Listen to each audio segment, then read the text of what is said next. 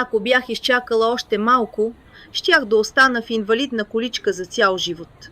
Кълня се в здравето на внучката си, че за да се движат ставите ви отново без болка, са ви нужни само мед и 7 дни. Ако не сте готови да повярвате в това, затворете това видео точно сега и продължавайте да пиете шепикапчета за стави всяка сутрин, докато стомахът ви не каже стоп. Но за Бога, изслушайте ме до край. Бях точно като вас умна, горда. Си мислех, аз знам всичко по-добре от всички. Нали не съм глупачка, че да вярвам на подобни глупости. Доверявах се само на лекари, на скъпи престилки и рецепти, заради които портфейлът ми плачеше с кървави сълзи.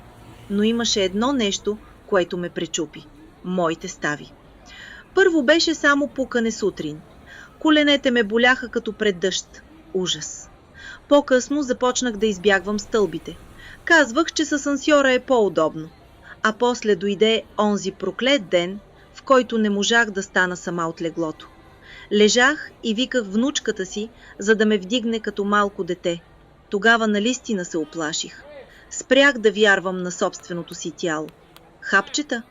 Похарчих цяло състояние за тях. Болката се връщаше след 3 часа.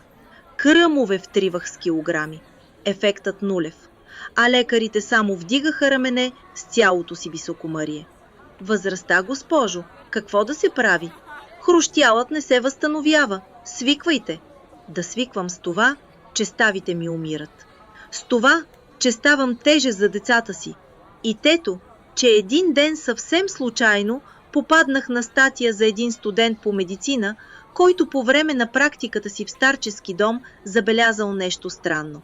Хората, които използвали един стар метод за възстановяване на ставите, почти не се оплаквали от болка и се движили много по-лесно от останалите. Честно казано, отворих тази статия само от любопитство. Какво може да разбира един студент от болни стави? Но това, което прочетох по-нататък, направо ме порази.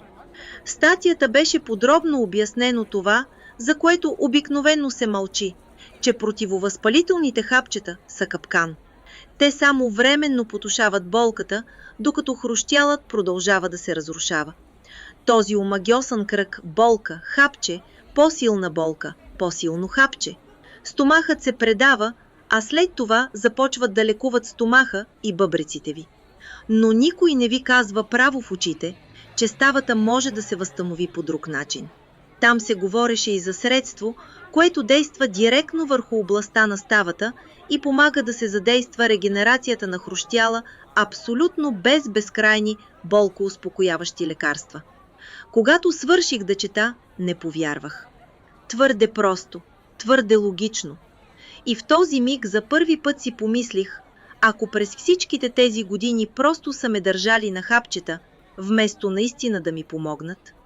Най-много ме вбесява това, че нито един лекар не ми каза право в очите.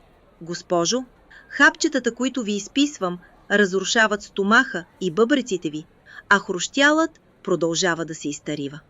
Да приема загубата на свобода на движение като Божие наказание. И кой изобщо реши, че трябва бавно и унизително да гаснем в инвалидни колички? От все сърце ви казвам, ако си мислите, че всичко ще премине от само себе си, грешите. Ставите не се възстановяват сами. Пукането прераства в болка, болката в неподвижност, а неподвижността означава, че вашите близки ще решат, че сте обуза за тях. И здраве, и старчески дом. Виждала съм такива хора. Те седят и чакат пред портите всеки четвъртък. Някои плячат, само защото при тях просто никой повече не е дошъл. Но ако не искате до края на дните си да молите някого да ви вдъгне от леглото, натиснете линка по-долу точно сега. Дори да сте заклет скептик до мозъка на костите си, прочетете статията за студента, който случайно разкри това, за което мнозина предпочитат да мълчат. Там се обяснява защо ставите се разрушават по-бързо отколкото трябва и какво можете да направите точно сега, преди да е станало твърде късно. Аз опитах и за първи път от много години сутрин ставам от леглото сама, без болка, без пукане. Внучката ми ме гледа и не вярва на очите си. Стига сте търпели тази болка в тишина. Натиснете линка сега, преди да...